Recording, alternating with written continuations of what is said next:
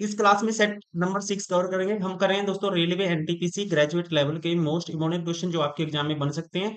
वो सारे question sequence wise subject wise हम कवर कर रहे थे। जीके में हमने 5 सेट कंप्लीट किए थे और अंडर ग्रेजुएट लेवल के तो बहुत सारे सेट हम ऑलरेडी प्रैक्टिस कर चुके हैं। और ये है set number 6 general knowledge graduate level 6/6/2025 shift number 3। जो भी क्वेश्चन बने थे आपके एग्जाम में, आने वाले एग्जाम में भी इसी टाइप के क्वेश्चन जो बन सकते हैं वो सारे इस वीडियो में रहने वाले हैं। यहाँ से आपको कंप्लीट आइडिया होगा जिस टाइप के जो आपको पता लगेगा कि रेलवे एनटीपीसी ने कौन से सब्जेक्ट पे ज्यादा फोकस किया है, किस टाइप के क्वेश्चन ज्यादा पूछे हैं, कौन सा वो टॉपिक है जहाँ से क्वेश्चन रेलवे एनटीपीसी ने उठाए हैं। करंट अफेयर्स हो या फिर कोई भी जीके का सब्जेक्ट हो, साइंस हो या फिर जनरल सब्जेक्ट हो जीके का, जैसे हिस्ट्री पॉलिटी, आपको सारा आइडिया यहाँ से होगा। तो चलिए अभी स्टार्ट करते हैं सेट नंबर 6 क्वेश्चन नंबर 1 से। क्वेश्चन नंबर 1, पुस्तक power with in the leadership legacy of Narendra Modi निम्नलिखित में से किसने लिखी है? इस पुस्तक को लिखा गया है डॉक्टर आर बाला सुब्रमण्यम के द्वारा। Right answer option D, doctor R Bala Subramaniam. Question number 2, श्रम ब्यूरो द्वारा आयोजित छठे वार्षिक रोजगार बेरोजगारी सर्वेक्षण में भारत में पुरुषों की श्रम बल भागीदारी दर कितनी बताई गई? इसमें पुरुषों की श्रम बल भागीदारी दर है, ध्यान रखना आपको, ऑप्शन बी 76.4%। क्वेश्चन नंबर 3, सितंबर 2024 में uniform code of pharmaceutical marketing practices 2024 ने अपने दिशा निर्देशों को निम्नलिखित में से किस क्षेत्र तक बढ़ाया है? आपको ध्यान रखना है, इसका राइट आंसर होगा UCPMP 2024 extended its guidelines to include medical devices manufacturers. Right answer option D, किस क्षेत्र तक बढ़ाया है? चिकित्सा उपकरण निर्माताओं तक। क्वेश्चन नंबर 4, पोलीगर्स ने किस प्रेसिडेंसी में अंग्रेजों के विरुद्ध विद्रोह किया जब अंग्रेजों ने उनके सैन्य और भूमि अधिकारों को छीनने का प्रयास किया था? आप ध्यान रखेंगे, पोलीगर विद्रोह, जिसे पोलीगर युद्ध के नाम से भी जाना जाता है, संघर्षों की एक श्रृंखला थी जो तमिलनाडु में पूर्व तिरुनेलवेली साम्राज्य के पोलीगरों और ब्रिटिश ईस्ट इंडिया कंपनी की सेनाओं के बीच एक संघर्ष था, विद्रोह था। और ये विद्रोह 1799 और 1805 के बीच हुए। इन्हें भारतीय स्वतंत्रता के लिए सबसे प्रारंभिक संघर्षों में से एक माना जाता है, पोलीगर युद्ध को या पोलीगर विद्रोह को। और इसकी शुरुआत हुई थी, ध्यान रखेंगे, जिस क्षेत्र में ये विद्रोह हुए थे वह था Madras presidency. Right answer option D. Question number 5, इक और अश्वत्थामा पुस्तक के लिए डोगरी साहित्य हेतु साहित्य अकादमी पुरस्कार 2024 से किसे सम्मानित किया गया? आपको ध्यान रखना है, चमन अरोड़ा को उनकी पुस्तक इक और अश्वत्थामा के लिए डोगरी साहित्य के लिए साहित्य अकादमी पुरस्कार 2024 से सम्मानित किया गया था। राइट आंसर होगा इसका option B. Question number 6, which keyboard shortcut is use to save MS Excel workbook को अगर सेव करना है दोस्तों उसके लिए शॉर्टकट की क्या है? तो यूज करते हैं कंट्रोल प्लस एस का। राइट आंसर होगा कंट्रोल प्लस एस। अगर न्यू वर्कबुक ओपन करनी है, न्यू फाइल के लिए control plus N, control plus P print command के लिए कंट्रोल प्लस ओ का यूज करते हैं ओपन कर ली, मतलब एग्जिस्टिंग फाइल को ओपन करने के लिए। सेव के लिए यूज करेंगे कंट्रोल प्लस एस का। राइट आंसर होगा इसका ऑप्शन डी।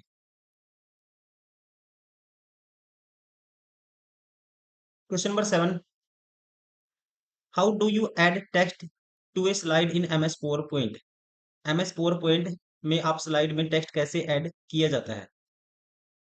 आसान क्वेश्चन है। इसके लिए हम क्या करते हैं, टेक्स्ट प्लेस होल्डर में अंदर क्लिक करेंगे और टाइप करना शुरू कर देंगे। Right answer option D, click inside a text place holder and start typing. Question number 8, श्रम ब्यूरो द्वारा आयोजित छठे वार्षिक रोजगार बेरोजगारी सर्वेक्षण के अनुसार भारत में श्रम बल में किस आयु वर्ग की भागीदारी सबसे अधिक थी? ये भागीदारी थी, आयु वर्ग है 25 से लेकर 29 वर्ष तक। राइट आंसर होगा इसकी भागीदारी सबसे ज्यादा थी, ऑप्शन सी इज करेक्ट।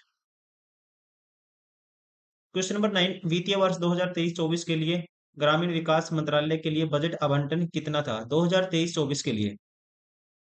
ग्रामीण विकास मंत्रालय के लिए था 2023-24 में, आपको ध्यान रखना है, 1,59,964 crore. Option B. Question number 10, निम्नलिखित में से कौन सा संकेतक जनसंख्या में व्यक्तियों के बीच आय के वितरण में असमानता को दर्शाता है? विच of the following indicators reflects inequality in the distribution of the income among individuals in A population? इसके लिए यूज किया जाता है लोरेंज का curve.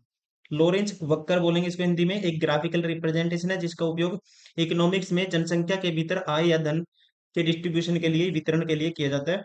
Right answer option C, Lorenz वक्कर का यूज किया जाता है, लोरेंज कर्व का। क्वेश्चन नंबर 11, निम्नलिखित में से कौन सा भारत में सिंचाई में सबसे बड़ा योगदान करता है? सबसे ज्यादा भारत में सिंचाई की जाती है, राइट आंसर होगा ट्यूबवेल और नहरों के द्वारा। राइट आंसर होगा ऑप्शन ए। क्वेश्चन नंबर 12, प्रतिहारों के प्रसिद्ध शासक मीर भोज ने कौन सी उपाधि धारण की थी? तो आपको ध्यान रखना है इसका, प्रतिहारों के फेमस शासक मीर भोज ने जो टाइटल अडॉप्ट किया था, इसका नाम है आदिल वरा। आदि वरा। राइट आंसर होगा ऑप्शन ए। क्वेश्चन नंबर 13, फरवरी 2025 में प्रधानमंत्री नरेंद्र मोदी के प्रधान सचिव दो के रूप में किसे नियुक्त किया गया? तो राइट आंसर होगा, ये नियुक्त किया गया था शक्तिकांत दास को। शक्तिकांत दास को मोदी के प्रधान सचिव टू के रूप में नियुक्त किया था। Option second. क्वेश्चन नंबर 14, 1905 में अंग्रेजों द्वारा शुरू किया गया बंगाल विभाजन आधिकारिक तौर पर किस वर्ष रद्द कर दिया गया था? आपको ध्यान रखना है, बंगाल का विभाजन 1905 में लॉर्ड कर्जन के द्वारा लागू किया गया था, और आधिकारिक तौर पर 1911 में इसको रद्द कर दिया गया था, 1911 में। Option C. क्वेश्चन नंबर 15, भारतीय राष्ट्रीय मानवाधिकार आयोग में पूर्णकालिक कार्मिकों की कुल संख्या कितनी होती है? आपको ध्यान रखना है दोस्तों, इसमें एक अध्यक्ष होता है और पांच होते हैं, पांच सदस्य और होते हैं, chairman and 5 members. Right answer होगा इसका ऑप्शन बी, अध्यक्ष और पांच सदस्य। क्वेश्चन नंबर 16, उत्तरी मैदान का कौन सा क्षेत्र पुराने जलोढ़ से बना है? आप ध्यान रखेंगे, भारत के उत्तरी मैदान को चार क्षेत्रों में विभाजित किया जाता है, चार पार्ट में इसको डिवाइड किया जाता है। बा एक है बाबर, और एक है खादर, एक है तराई, एक है भांगर।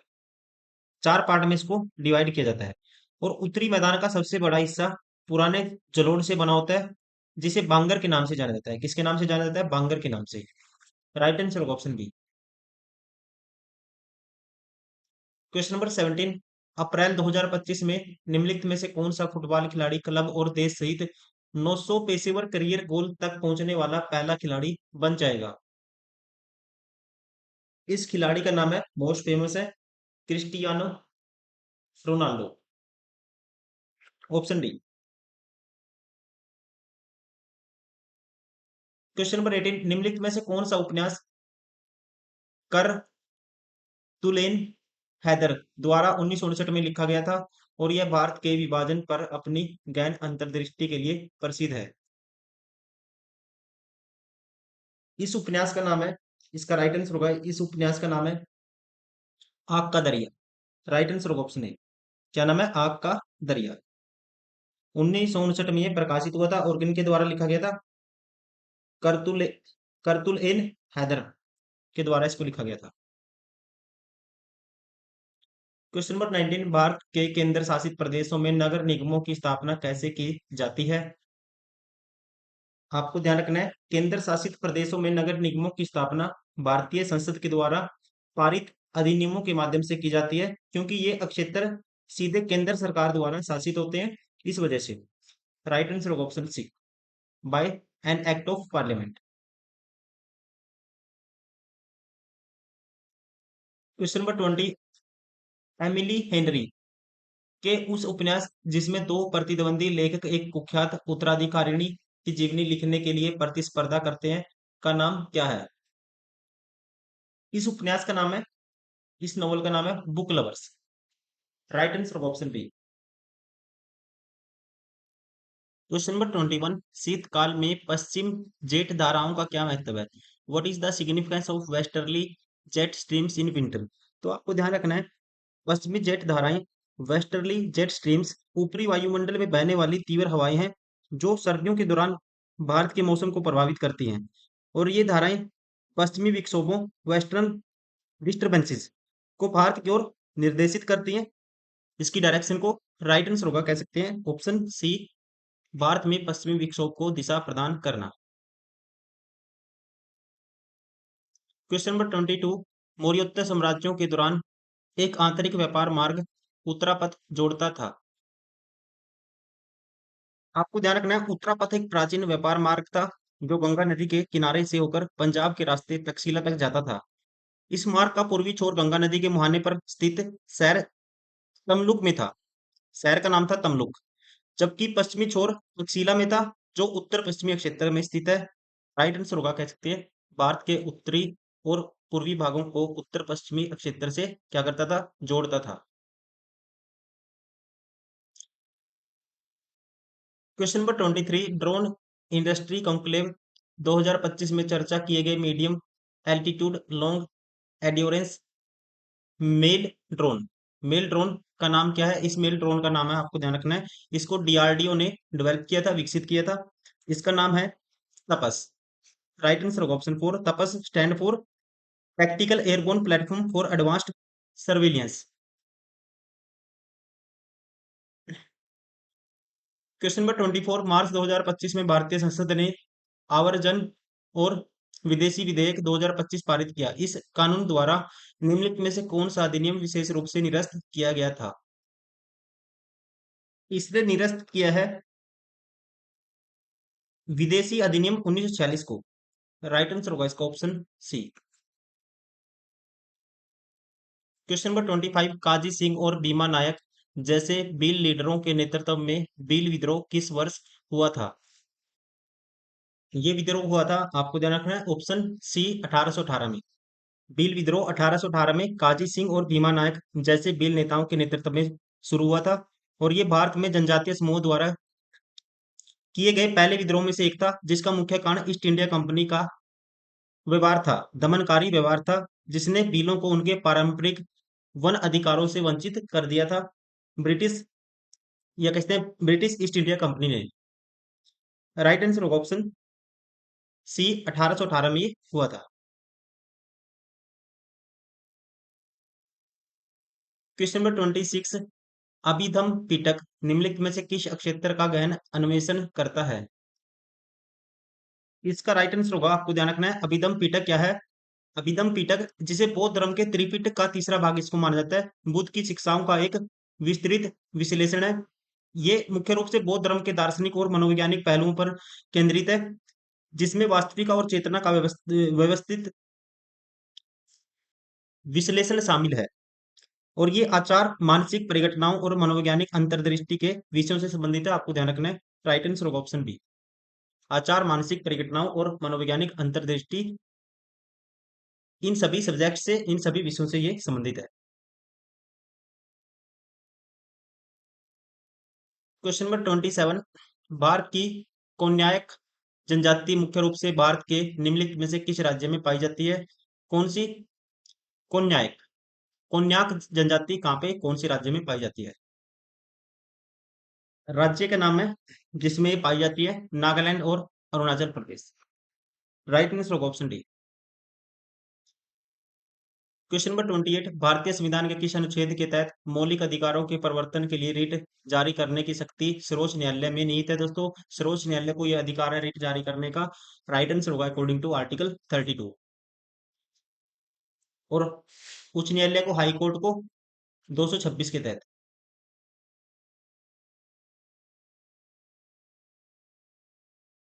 क्वेश्चन नंबर 29, लोक अदालत की कार्यवाही डैश में होती है? आपको ध्यान रखना है, लोक अदालत की कार्यवाही का जो नेचर होता है, ये होता है कॉन्सिलिएटरी, मतलब समन्वयात्मक।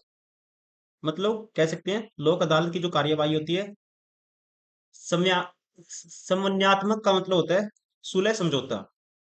सुलह समझौता मतलब इसका मतलब होता है कि वे मुकदमेबाजी के बजाय विवादित पक्षों के बीच आपसी समझौते पर इसका जो मेन फोकस होता है कि जो भी विपक्ष हैं आपस में जो पक्ष हैं उनके बीच में समझौता कराया जाए।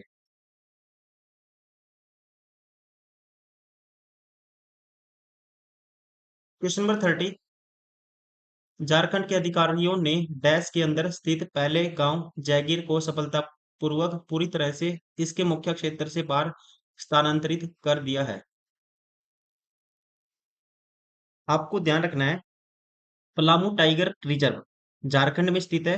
पलामू टाइगर रिजर्व, और यह अपने संरक्षण प्रयासों के लिए जाना जाता है, जिसमें मानव वन्यजीव संघर्ष को कम करने के लिए मुख्य क्षेत्र से गांव का इससे यहाँ से स्थानांतरण कर दिया है। Palamu tiger reserve Jharkhand. Question number 31। निम्नलिखित में से कौन सा एलिमेंट यदि खराब तरीके से क्रियान्वित किया जाए तो सुस्पष्ट रिसर्च किए गए एमएस पावर पॉइंट प्रेजेंटेशन की विश्वसनीयता और प्रभाव को संभवत सर्वाधिक रूप से प्रभावित कर देता है। इंग्लिश में पढ़ते हैं, which of the following elements when पोorly implemented, जो अच्छे से इंप्लीमेंट नहीं करेंगे, is the most likely to undermine the credibility and impact of an otherwise well researched MS PowerPoint presentation।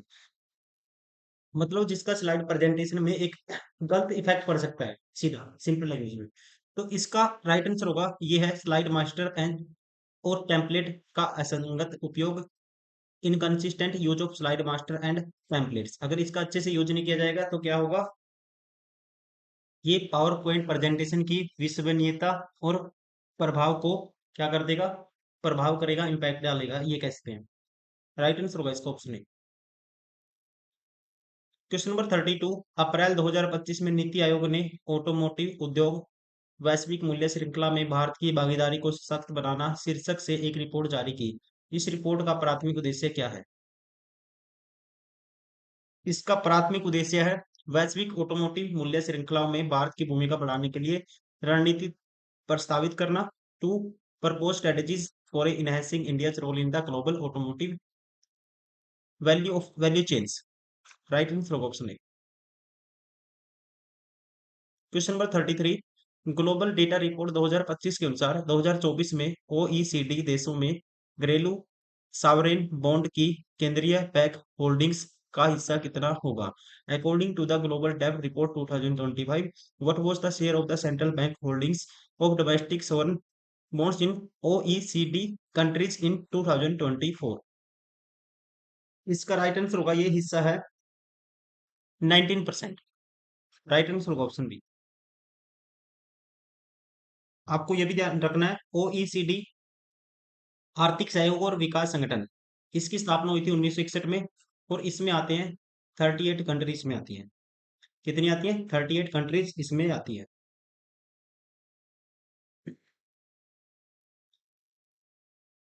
Question number 34। Keyboard का कौन सा शॉर्टकट विंडोज ओएस में ऑपरेटिंग सिस्टम में किसी फाइल रिसाइकल बिन में भेजे बिना उसे स्थायी रूप से डिलीट कर देगा? मतलब कि आपको बाईपास करना है किसको, रिसाइकिल बिन को परमानेंट डिलीट करना है। मैं बताया भी था, मैंने रिपीट हुआ क्वेश्चन। तो उसके लिए अगर परमानेंटली आपको डिलीट करना है ताकि फाइल रिसाइकिल बिन ना जाए और परमानेंटली आपके सिस्टम से चली जाए, डिलीट हो जाए, तो उसके लिए यूज करते हैं कंट्रोल प्लस शिफ्ट प्लस और डिलीट का, शिफ्ट प्लस डिलीट की का यूज करते हैं। राइट आंसर होगा ऑप्शन बी। Question number 35। भारतीय संविधान में कौन सा अनुच्छेद नागरिकों को भारतीय क्षेत्र के किसी भूभाग में निवास करने और बसने की अनुमति देता है? ये है आर्टिकल 19। Question number 36। आधुनिक सीपीयू में, मॉडर्न सीपीयू में एक साथ कई कह सकते हैं मल्टीपल इंस्ट्रक्शन को आपको एग्जीक्यूट करना है, निष्पादित करना है, तो किस टेक्निक का यूज किया जाता है? तो इसके लिए यूज किया जाता है पाइप लाइनिंग का। Pipelining is a technique used in modern CPU to execute multiple instructions at a time.